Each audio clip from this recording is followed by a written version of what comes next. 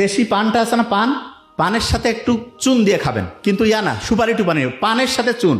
পান এবং চুন এইটা শরীরের এর ভিতরে যে এনজাইম রসটা আছে এইটা দেখা যায় খাদ্য হজম করে এবং আমাদের শরীরে ক্ষারীয় মাধ্যম তৈরি করে।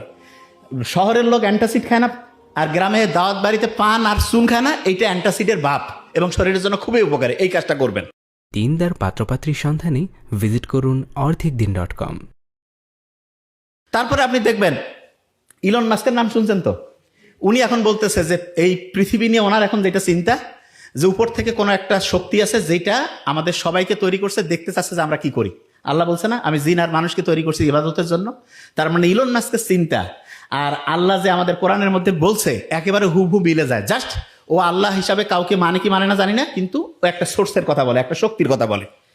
দেখেন একটা জিনিস খুব ভালো করে মাথায় রাখতে হবে, গরিবের ছেলেমেয়ে খুব ভালো হচ্ছে না কেন? ক্ষুধার্ত আছে। ক্ষুধার্ত থাকলে ব্রেইনের মধ্যে একটা জিনিস তৈরি হয়, সেটা কি?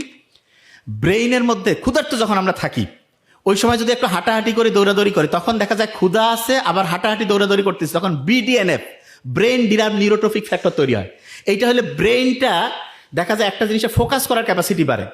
আগেকার দিনে আমরা কি করতাম, দেখা যায় তো পথে ঘাটে জঙ্গলে শিকার করে খাইতাম, সারাদিন শিকারের পিছনে দৌড়াচ্ছি, যতক্ষণ খাবার পাইনি ততক্ষণ ব্রেন খুব শার্প, যখনই খাবার পাইলাম খাওয়ার পরে ঘুমায় পড়লাম। এই জন্য ছোট বাচ্চা গরিব থাক ধনী থাক তাকে ক্ষুধাতে একটু রাখবেন।